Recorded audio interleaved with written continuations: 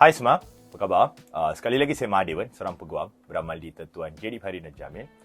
Topik kita pada hari ini adalah proses mediasi dari perspektif seorang peguam. Mula-mula sekali ya, tuan-tuan dan puan-puan, saya nak sebelum saya mulakan dengan lebih lanjut, biar saya terangkan sedikit sebanyak apa maksud proses mediasi ini. Proses mediasi ini adalah salah satu penyelesaian ataupun salah satu cara yang boleh digunakan untuk menyelesaikan sesuatu tindakan ataupun sesuatu kes tanpa menerusi proses mahkamah, tanpa memerlukan kamu pergi ke mahkamah memfailkan tuntutan dan sebagainya. So, kamu boleh menyelesaikan kes, boleh mencari jalan penyelesaian melalui proses mediasi ini. Ini adalah salah satu cara yang ada untuk orang awam untuk menggunakan kaedah mediasi ini untuk menyelesaikan masalah-masalah tuntutan dan sebagainya. So, saya akan bercerita dengan lebih panjang lebar sedikit untuk hari ini untuk menerangkan apa itu proses mediasi dan apa yang kamu boleh buat dan sebagainya. Mula-mula sekali ya, bila kita sebut proses mediasi ini, ianya adalah satu proses yang sukarela. Macam bila kita pergi mahkamah ni, akan ada yang menuntut dan dituntut. So, kalau kamu nak tuntut hutang kamu failkan tuntutan di mahkamah.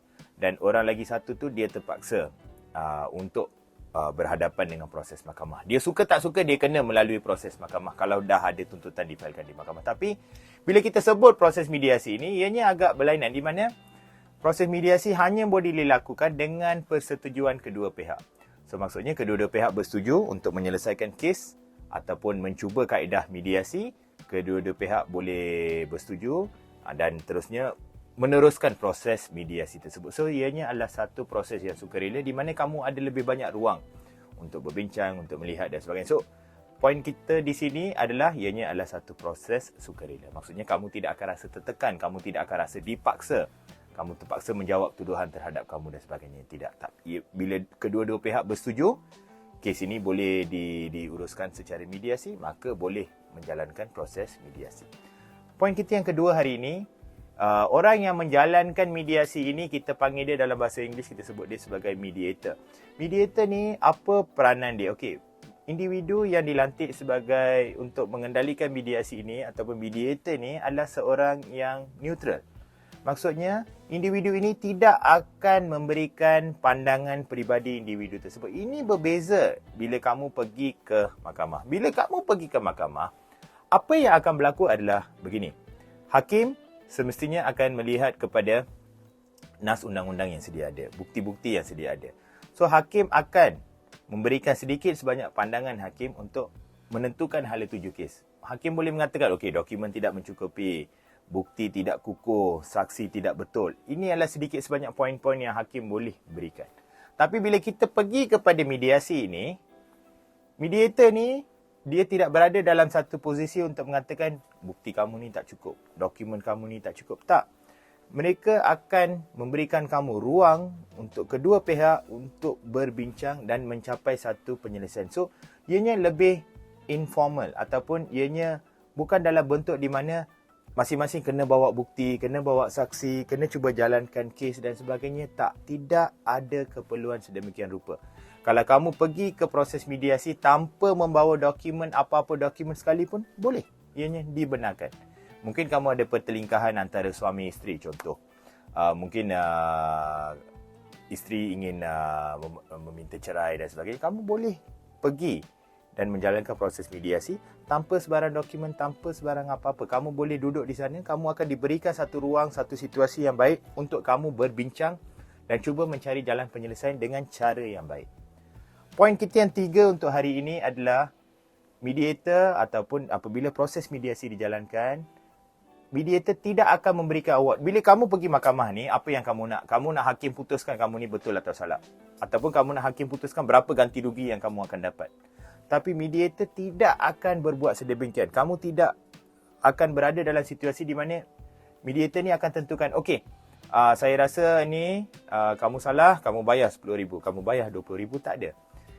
Sebarang penyelesaian yang dicapai menerusi proses mediasi adalah penyelesaian yang akan dipersetujui oleh kedua pihak. Maksudnya tidak akan ada cadangan. Mungkin pihak yang menuntut ini boleh kata, okey, saya boleh tawarkan RM10,000. Pihak lagi satu boleh tawar-menawar, kata, okey, saya tak setuju RM10,000, saya mungkin RM7,000. Bincang-bincang, mungkin boleh selesaikan kes itu pada takat RM7,000. Tapi penyelesaian itu adalah satu penyelesaian yang akan diterima ataupun dipersetujui oleh kedua-dua pihak. Maksudnya, pihak yang menawarkan dan pihak yang menerima tawaran itu kena mencapai penyelesaian secara sendiri. Maksudnya tidak ada macam untuk mediator ni untuk kata, saya rasa kes ni nilai dia RM10,000. So, saya nak kamu bagi RM10,000 pada dia untuk selesaikan kes. Tak ada. Mediator tidak akan campur tangan dalam situasi yang sedemikian rupa. Tapi mediator akan mendorong kedua-dua pihak untuk mencapai satu penyelesaian yang boleh diterima oleh kedua-dua pihak. Tapi bila kamu pergi mahkamah ni, dia jadi lain lah. Ini kamu kena ingat. Poin saya yang seterusnya adalah, bila kamu buat proses mediasi ni, proses ini sangat-sangat murah apabila dibandingkan dengan kamu pergi ke mahkamah. Sebab bila kamu pergi ke mahkamah, kamu kena ingat banyak benda ya. Kamu akan bayar peguam, itu wajib lah. Lepas tu kamu kena memfailkan kos-kos pemfailan dokumen dan sebagainya. Penyediaan dokumen. Lepas tu kalau saksi ni kamu kena panggil saksi pakar ataupun kamu kena panggil saksi-saksi yang relevan. Allowance kehadiran saksi kamu kena bagi. Lepas tu setiap satu peringkat kes ni akan ada yuran-yuran yang tertentu, ada fee pemfailan yang tertentu dan sebagainya. Tapi bila kamu pergi proses mediasi ni, kamu akan buat satu pembayaran saja. Kamu pergi, kamu dah isi borang mediasi ni, kamu dah jumpa seorang mediator yang boleh dipersetujui oleh kedua pihak dan mediasi boleh dijalankan. Dan mediator ni, bila kita pilih mediator ni pun, amount ataupun pembayaran kepada mediator ni yang akan berbeza-beza. Kerana setiap seorang mediator ada kepakaran masing-masing. Okey, mungkin ini adalah kes kamu adalah mengenai urusan hal rumah tangga. Mungkin mediator ni ada pengalaman untuk mengendalikan kes-kes rumah tangga. So, individu tersebut berapa charge dia tu, dia akan. Tapi apa yang saya boleh tekankan di sini, charge individu ni akan biasanya jauh lebih murah daripada kamu pergi ke mahkamah. Tapi mediator ni masing-masing ada kepakaran masing-masing. So, setiap seorang mediator ni ada plus point dia sendiri, ada kepakaran mereka sendiri. So, kamu boleh pilih. Dan bila kamu pilih mediator ni haruslah dipersetujui oleh kedua pihak. Tak boleh kamu dah pilih seorang, lagi seorang tu tak setuju, tak boleh. Dia tak boleh macam tu. Poin kita yang seterusnya adalah proses mediasi adalah proses yang sangat cepat. Sebab kamu tahu siapa yang akan menentukan hala tuju kes kamu? Kamu sendiri. Kamu nak selesaikan hari yang sama? Itu hak kamu. Kamu nak selesaikan keesokan harinya? Itu hak kamu. Tapi bila kamu pergi mahkamah, kamu tidak ada keupayaan sedemikian rupa. Sebab bila kamu pergi mahkamah, mahkamah akan tentukan bila tarik pengurusan kes, bila tarik bicara, bila tarik keputusan, bila tarik rayuan. Mahkamah yang akan putuskan.